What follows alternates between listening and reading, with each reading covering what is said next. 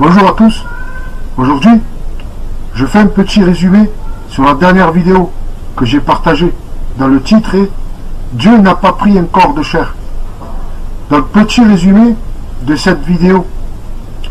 Dans ce résumé, le frère Olivier Aubin nous fera part de ses conclusions dans ce sujet où la vérité a été altérée.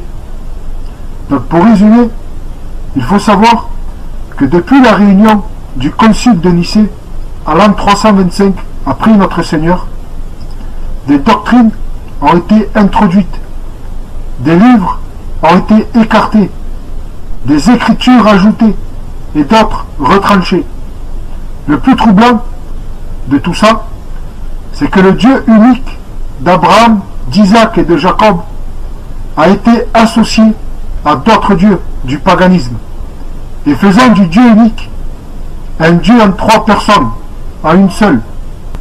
Et cette doctrine, qui ne se trouve pas dans les Écritures, ni dans les témoignages des apôtres, encore moins dans la bouche de notre Seigneur Yahushua, lui-même dit dans Marc chapitre 12, au verset 29, après que le docteur de la loi le soumet à des questions, à savoir quels sont les plus grands commandements. Donc nous lisons, Jésus répondit, voici le premier. Écoute, Israël, le Seigneur notre Dieu est l'unique Seigneur. Et dans d'autres traductions, nous lisons, le Seigneur notre Dieu est un. Donc Yahushua déclare, notre Seigneur Dieu est un, qui veut dire un Dieu unique, et non trois en un, ou deux en un.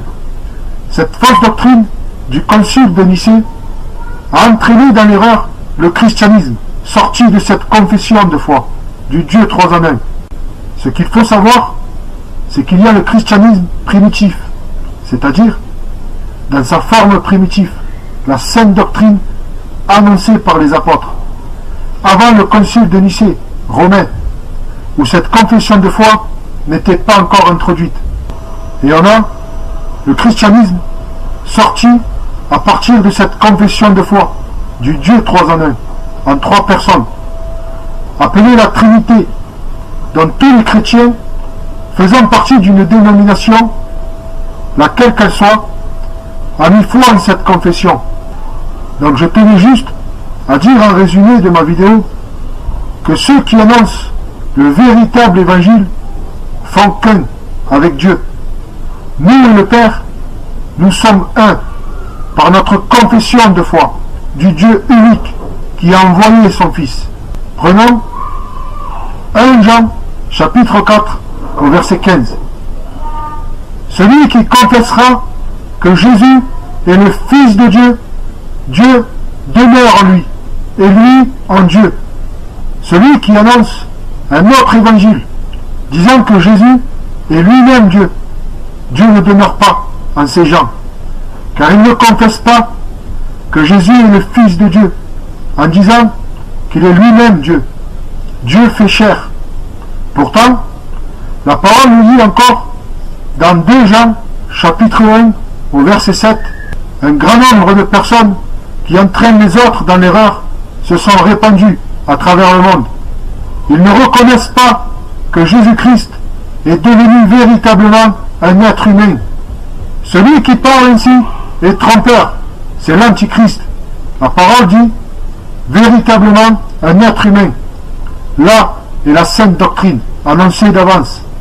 Que celui qui a des oreilles entende et sort du contrôle mental religieux qu'ils subissent par tous ces faux docteurs dont ils imitent les vices. Soyez affranchis à la vérité qui est la parole de Dieu. Je laisse le frère Olivier Aubin nous faire part de ce qui a un rapport avec la sainte doctrine et de ce qui est faux. Voilà, je vous apporte une petite pensée que Jérémie me demande d'apporter. Est-il Dieu qui est venu dans le monde ou Jésus-Christ qui est venu dans le monde? Pour cela, on va examiner les Écritures, on va sonder les Écritures, parce que nous savons très très bien que la Bible a été touchée par les catholiques romains et ainsi que les protestants depuis plusieurs siècles. comme le frère Jérémie nous a exprimé dès au départ de sa prédication, en disant que en 325, ils ont touché la Bible et ils l'ont mis la plus mensongère, comme il dit assez souvent, à travers la parole de Dieu. Dans Jérémie 8, vous verrez ce verset, et ainsi que l'apôtre Paul l'exprime aussi dans le Nouveau Testament. Parce qu'il y a beaucoup de plumes qui a été des mensongères et a été mis en évidence dans la Bible. Et c'est pour cela que, comme la Bible a été scellée par les catholiques romains, c'est pour cela que nous sommes là pour essayer de vous apporter le maximum de vérité. Pour cela, on va examiner un verset que vous connaissez très très bien, parce que ce verset, il a été touché par les catholiques et ainsi que par les protestants, mais nous savons que il ne faut pas se baser sur une Bible, il faut chercher toutes les Bibles pour enfin de reconnaître le sens réel de cette vérité.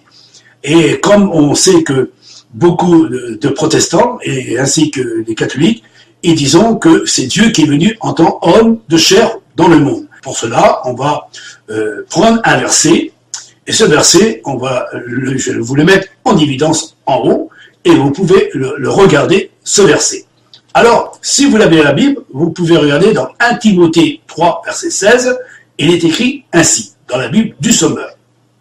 Il est grand le secret, le plan de Dieu. Christ, il s'est révélé comme un être humain. Il est déclaré juste par le Saint-Esprit. Je vais vous donner un autre verset pour bien prouver que ce verset, il est conforme avec d'autres versets. Mais si nous prenons le verset en disant que c'est Dieu qui est venu dans le monde, comme certains le prétendent à travers leur prédication et à travers certains Bibles qui ont été touchés par les catholiques romains et ainsi que les protestants, en disant que c'est Dieu qui est venu dans le monde, en tant qu'homme. Alors, on va reprendre un autre verset pour bien prouver ce que la Bible enseigne. Écoutez bien ce verset. On va rester toujours dans Timothée. Alors, Timothée, au chapitre 1 Timothée, 2, verset 5. Beaucoup connaissent ce verset. En effet, il y a un seul Dieu. Il y a aussi un seul médiateur entre Dieu et les hommes. Jésus-Christ, homme. Nous voyons que là, à travers de ce verset, je vais mettre en évidence que c'est bien Jésus-Christ qui est homme. Il est le médiateur entre Dieu et les hommes. C'est Jésus-Christ, homme, selon ce qui est écrit à travers de ce verset. Ce verset, il se marie bien avec 1 Timothée 3,16. Il se marie vraiment bien. Alors, on va reprendre un autre verset. Alors, comme c'est toujours Paul qui parle, Paul, il sait qu'est-ce qu'il dit, il sait ce qu'il a reçu de Dieu, c'est révélation de Dieu. Alors, on va regarder un verset, c'est dans Hébreux 10, verset 5. Il est entré dans le monde. Il est entré dans le monde. Le Christ. Et il a dit à Dieu, forme-moi un corps. Alors, quand il a été créé ce corps, parce que le Christ, il demande à son Père de créer un corps pour enfin devenir dans le monde. Quand il était fait ce corps, nous voyons qu'on va prendre un verset, c'est dans Luc au chapitre 1er et au verset 35. Le Saint-Esprit viendra sur toi en disant à Marie, et la puissance du Très-Haut te couvrira de son ombre, et cet enfant qui naîtra, il sera appelé le Fils de Dieu. Nous voyons que déjà, c'est Dieu qui va envoyer son esprit pour créer un corps pour le Christ, pour enfin que le Christ puisse se revêtir de ce corps, pour enfin devenir dans le monde comme un homme. Et non, là, c'est pas Dieu qui est venu, c'est bien le Christ, selon ce qui est écrit à travers de ce verset. On va continuer à travers la parole de Dieu. Alors, si vous avez toujours la Bible, Philippiens 2, verset 7. Il s'est dépouillé lui-même. Il est venu semblable aux hommes. Il s'est dépouillé lui-même et est venu semblable aux hommes. C'est qui s'est dépouillé? C'est Dieu ou c'est le Christ? C'est le Christ qui s'est dépouillé. C'est Christ qui est venu dans le monde. C'est Christ qui a demandé à son Père de former un corps. Et il est venu dans le monde pour faire la volonté de son Père, selon tout ce que les versets qu'on nous a déjà mis en évidence sur nos vidéos et sur nos études, pour bien prouver ce que nous disons est une pure vérité. Je vous donne un petit verset que Christ il sort de sa propre bouche. Si vous l'avez toujours la Bible, les gens vont poser une question à Christ en disant « Tu es le Fils de Dieu, je le suis, moi qui vous parle. » On va reprendre un autre verset pour bien prouver ce que la Bible enseigne, que Dieu n'est pas venu dans le monde pour se faire homme. C'est le Christ qui s'est fait homme et non Dieu. Parce que je vais vous donner encore un autre verset. Galates 4, verset 4. Dieu a envoyé son Fils né d'une femme. Et c'est bien cela, ce qui est arrivé, selon ce qui est écrit dans l'Ancien Testament. Un fils nous sera donné, et on l'appellera l'admirable, le bon conseiller, qui viendra de la part du Dieu vivant. Et il recevra l'Esprit de Dieu sur lui. Et cet homme, il sera rempli de l'Esprit de Dieu. Alors, à travers dans Galates 4, verset 4, il dit, Dieu envoya son Fils. C'est bien Dieu qui a envoyé son Fils, c'est pas Dieu qui est venu. À travers de ce verset, qui sera mis en évidence toujours, c'est bien Dieu qui va envoyer son Fils. Et même, on voit beaucoup de versets dans les évangiles, que bien prouvé que Jésus, il est bien venu de la part de son Père. Il a dit, je suis venu pour faire la volonté de mon Père, c'est mon Père qui m'a envoyé dans le monde. Et même quand on voit dans l'Ancien Testament, il y a une prophétie que dans le psaume 40, il nous dit, envoie-moi pour faire ta volonté. Je veux ni sacrifice, ni offrande, mais crée-moi un corps, selon ce que je vous ai présenté au premier verset dans la Bible, pour bien prouver que ce que la Bible enseigne est une pure vérité. Alors il y a une chose qui est très importante, pour ceux qui croient que c'est Dieu qui est venu dans le monde, et que c'est Dieu qui s'est fait homme, c'est pas biblique à 100%. Parce que la Bible nous dit clairement, celui qui ne reconnaît pas que Jésus, il est venu en tant qu'homme sur cette terre, et si vous croyez que Jésus est bien venu de la part de son Père, et que vous croyez au Fils et vous croyez aussi au Père, vous avez la vie en vous-même. Mais si vous ne croyez pas que Jésus est venu en tant qu'homme de chair dans ce monde, mais si vous dites que c'est Dieu qui est venu en homme de chair, vous n'avez pas l'esprit de Dieu. Vous avez un esprit d'égarement et un esprit d'antichrist. Le verset sera mis en évidence pour bien prouver ce que je dis de la part du Dieu vivant. Alors le verset, je vous le donne, dans 1 Jean 4, verset 2, tout esprit qui reconnaissent que Jésus, pour Christ, est venu en chair et de Dieu. Ça veut dire que si vous reconnaissez que Jésus, c'est bien Christ qui est venu dans le monde, et c'est bien Christ qui est venu dans un corps de chair, un corps d'homme, il est venu le Fils de l'homme, si vous reconnaissez cela, vous êtes de Dieu. Mais si vous reconnaissez que c'est Dieu qui est venu dans le monde, vous n'avez pas l'Esprit de Dieu, selon ce que dit l'apôtre Jean. Jean dit cela. C'est pour cela que beaucoup les catholiques, quand ils font la prière de Marie, ils disent « Marie, Mère de Dieu ». Alors, ça veut dire que Marie, elle a engendré Dieu. Et ça, c'est faux, parce qu'il ne s'est pas écrit dans la Bible que Marie a enfanté Dieu. Colossiens 1, verset 15. Il est le premier-né de toute la création. Si vous mettez ce verset en pratique, c'est Christ qui est le premier-né de toute la création. Dieu n'est pas né. C'est Dieu qui a envoyé son Fils unique dans le monde pour enfin être le premier-né de toute la création. C'est Dieu qui a envoyé son premier-né de toute la création. Celui qui était auprès du Père. Et celui qui est venu dans le monde pour faire la volonté de son Père. Alors, je vais vous donner quelques petits exemples, vite fait, pour enfin que vous mettez ça en pratique. On voit dans Jean 3,16, Dieu a tant aimé le monde qu'il a donné son Fils, afin que quiconque croit en lui ne périsse point, mais qui a la vie éternelle. Et la vie éternelle, c'est de te connaître, toi, le seul vrai Dieu, que tu as envoyé ton Fils dans le monde. Et la Bible nous dit clairement que quand Jean-Baptiste, il voyait que Christ qui venait à sa rencontre, il dit, voici l'agneau de Dieu. C'est l'agneau de Dieu. Dieu ne peut pas être l'agneau lui-même, il a bien dit, voici l'agneau de Dieu. C'est Jésus qui est l'agneau de Dieu, et c'est celui qui est venu dans le monde pour se donner en rançon pour chacun de nous en particulier, selon ce qui est sur une croix, mais c'est bien le Fils de Dieu. Si Jésus serait Dieu, comme vous dites à travers vos prédications, surtout qu'on ne sommes pas là pour juger ni condamner, mais pour montrer cette grande vérité, parce que la Bible a été touchée par les catholiques, et ça c'est pour ça qu'on sonde les Écritures. Alors, c'est quand Jésus était dans le jardin de Gethsémani, il priait qui? Si Dieu serait entre hommes, pourquoi Dieu prierait-il dans le jardin? s'il était Dieu? Réfléchissez un instant, je vous donnerai le verset à l'appui. Qui était crucifié sur la croix? Je vous pose la question à vous qui m'ont écouté. Alors, qui est mort sur la croix? C'est qui a donné sa vie? C'est Dieu qui a donné sa vie? Ou c'est le Christ qui a donné sa vie? Christ, il est l'agneau de Dieu. Quand Christ était sur la croix, il a dit, Père, pardonne-leur car ils ne savent ce qu'ils font. Il prie qui? Il prie le Père. L'agneau, c'est Christ l'agneau. C'est pas Dieu qui est l'agneau. C'est Christ qui est l'agneau de Dieu. Selon ce qui est écrit à travers la parole de Dieu. Parce que Christ, c'est lui qui a donné sa vie en rançon pour chacun de nous en particulier, pour enfin que nous puissions avoir la vie éternelle. La vie à travers de son sacrifice pour nous pardonner nos péchés. Et c'est Dieu qui l'a envoyé son Fils. C'est pour ça que Jésus avait le pouvoir de pardonner les péchés, parce que c'est lui qui donne sa vie en rançon pour enfin que notre vie puisse être à travers de son sacrifice. Et c'est Dieu qui l'a envoyé son Fils, selon ce qu'on voit à travers de la Bible. Si vous dites que Jésus est Dieu, alors selon ce qui est écrit dans la Bible, vous êtes en réalité, vous n'avez pas reçu l'Esprit de Dieu en vous. Si vous dites que Jésus c'est Dieu qui est venu dans le monde en tant qu'homme, vous n'êtes pas biblique et en plus vous n'avez pas l'Esprit de Dieu en vous.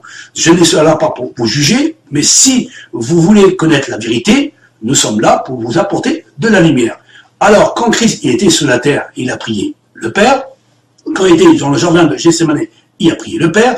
Quand il était sous la croix, il a prié le Père.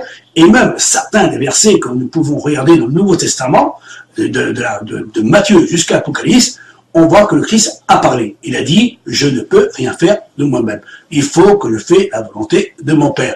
Et Christ, il grandissait en statut et en sagesse devant Dieu.